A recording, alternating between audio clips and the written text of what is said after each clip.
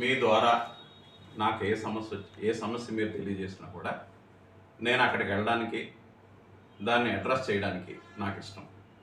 కాబట్టి ఈ ఎలక్షన్ వరకు, అంటే 13వ తారీఖు వరకు ఎలక్షన్ పనులు, 13వ తారీఖు తర్వాత ప్రజా సమస్యల మీద స్పందిందామని నాకు పర్సనల్గా ఇష్టం. కాబట్టి మీ ద్వారా వచ్చిన వేరే విధంగా నాకు విషయం తెలియజేసినా కూడా నేను ఆ వేళ నుంచి ప్రజలకు అందుబాటులో. శ్రీరామూర్తి ఎక్కడ అందుబాటులో ఉంటాను? నర్సీపట్నం. ఒక్కసారి మీరు అప్పీల్ జాతీయ పార్టీ తరఫున నేను పోటీలో ఉన్నా. జాతీయ పార్టీ ఒక ఎజెండాని ప్రజల ముందు తీసుకొచ్చి 4 మండలాలు, 1 టౌన్లో ప్రచారం చేయడం జరుగుతుంది. నేనేం చేశానంటే, ఈ ప్రచారానికి సంబంధించిన కరపత్రాలు 53,000 గృహాలు ఉన్నాయని లెక్కలోకి తీసుకొని 53,000 ఇళ్ళకి కరపత్రాలను అందజేయడం జరిగింది. అది నా బాధ్యతగా. ఇప్పుడు దయచేసి ఇక్కడ ప్రజలు నేను పంపించిన వాగ్దానాలు కానీ, కాంగ్రెస్ పార్టీ ఇచ్చిన మేనిఫెస్టో కానీ దయచేసి చదివి అర్థం చేసుకొని గత 50 సంవత్సరాల్లో ఇక్కడ పరిపాలన చేసిన విధానాన్ని ఒకసారి గుర్తుకు తెచ్చుకొని, అటు ఇందిరమ్మ చేసిన సేవ కానీ, రాజీవ్ గాంధీ గారు చేసిన సేవ కానీ మీరు గుర్తించి ఈసారి హస్తం గుర్తుపై ఓటేస్తారని చెప్పేసి మనస్ఫూర్తిగా కోరుకుంటున్నాను. నమస్కారం. అందరికీ నమస్కారం. మీ ద్వారా నర్సీపట్నం ప్రజలకు కూడా నా నమస్కారాలు. మీకు ఆల్రెడీ తెలుసు, ఇక్కడ కాంగ్రెస్ పార్టీ నన్ను అభ్యర్థిగా నిలబెట్టడం, నర్సీపట్నం నియోజకవర్గం నుంచి కాంగ్రెస్ పార్టీ అభ్యర్థిగా ఏప్రిల్ 24వ తారీఖున నామినేషన్ వేయడం జరిగింది. ఇక్కడ నా ముఖ్య ఉద్దేశం సమస్యలు, ప్రజలు ఇవన్నీ తర్వాత మాట్లాడతా. నేను నర్సీపట్నం వచ్చాను. నా టైము, నా నాలెడ్జ్ నర్సీపట్నం కోసం వెచ్చించాలని నిర్ణయం తీసుకున్నా. మీకు ఇప్పటి నుంచి అందుబాటులో ఉంటా. మీ సమస్యల మీద పోరాటం చేయాలన్నా, లేకపోతే దాన్ని ముందుకు తీసుకెళ్ళి సమస్యకి పరిష్కారం తీసుకెళ్లాలన్నా కూడా ఫ్యూచర్లో, భవిష్యత్తులో కూడా మీకు అందుబాటులో ఉంటానని మాత్రం మొదటి వాగ్దానంగా మీకు తెలియజేస్తాను.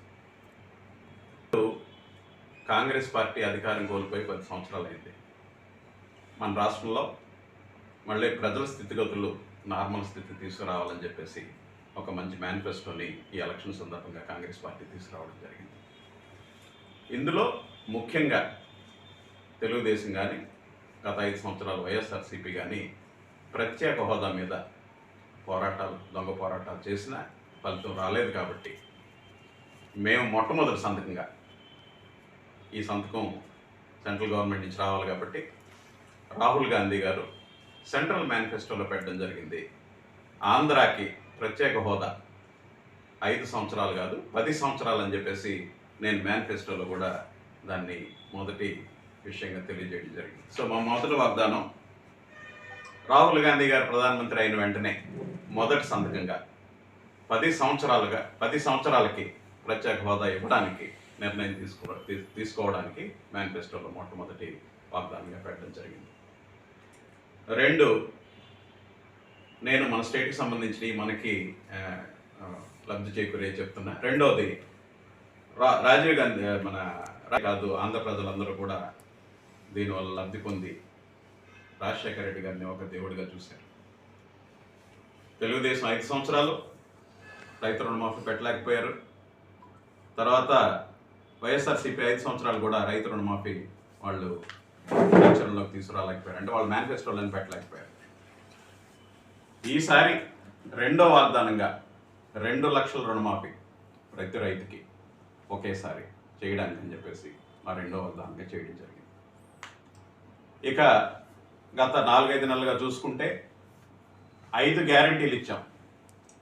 కర్ణాటకకి ప్రజలు ఆదరించారు. అదే గ్యారంటీ కార్డుని తెలంగాణ తీసుకొచ్చి 6 గ్యారంటీలు ఇవ్వడం జరిగింది. అక్కడ కూడా ప్రజలు ఆదరించి అధికారం ఇచ్చారు. అదే దాన్ని, అంటే మీకు ఒక ఇంటర్నల్ ఇన్ఫర్మేషన్ చెప్పాలన్నా కూడా ఒక కన్సల్టెంట్ పీకే లాగా కాంగ్రెస్ పార్టీకి తెలంగాణలో పనిచేశారు, కర్ణాటకలో పనిచేశారు, అధికారాన్ని తీసుకొచ్చి అంటే ప్రజల అభిమానాన్ని పొందగలిగాం. అదే కన్సల్టెంట్ ఇప్పుడు ఆంధ్ర కూడా పనిచేస్తున్నారు. దయచేసి అర్థం చేసుకోండి. 5 గ్యారెంటీలతో అధికారం వచ్చింది, 6 గ్యారెంటీలతో కూడా ప్రజలు మనల్ని అభిమానించి అధికారం ఇచ్చారు. ఇప్పుడు మీ ముందుకి, మన ఆంధ్ర రాష్ట్ర ప్రజల ముందుకి 9 గ్యారెంటీలతో మేము ఎజెండా తీసుకొచ్చి ఒక స్మార్ట్ కార్డ్ అని చెప్పేసి 2 రాష్ట్రాల్లో విస్తృతమైన ప్రచారం చేశారు. ఆంధ్రప్రదేశ్లో, ఏపీలో ఎందుకు కాంగ్రెస్ పార్టీ ప్రచారం చేయలేదు? షర్మిలమ్మ గారు పిసిసి ప్రెసిడెంట్ అయిన తర్వాత రోజు తప్పించి రోజు ఆంధ్రాలో ప్రచారం చేయడం జరుగుతుంది. ఆవిడ ప్రచారం ఎలా జరుగుతుందంటే, రాజశేఖర రెడ్డి గారు ఎక్కడైతే ఆపారో, ఒకటి పాదయాత్ర ఇచ్చాపురంలో ఆపారు, అక్కడి నుంచి ఆవిడ పాదయాత్ర కాదు కానీ దానికి ధీటుగా ఆవిడ ప్రచారం మొదలుపెట్టింది.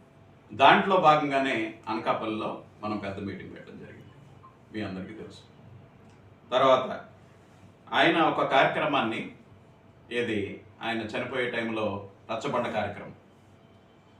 కార్యక్రమం ఆయన చనిపోయిన క్రమంలో వేరే వాళ్ళు కొనసాగించలేదు. వేరే వాళ్ళు అంటే మీకు ఐడియా వచ్చింది ఇప్పటికే. కానీ షర్మిలమ్మ మాత్రం దాన్ని కొనసాగింగా చేస్తే ములగపూడిలో మనం రచ్చబండ కార్యక్రమం పెట్టడం జరిగింది. సో మన ప్రాంతంలోనే నేను 2 మీటింగ్లు పెట్టడం జరిగింది. ఆవిడ వచ్చి 3 నెలలు అయింది.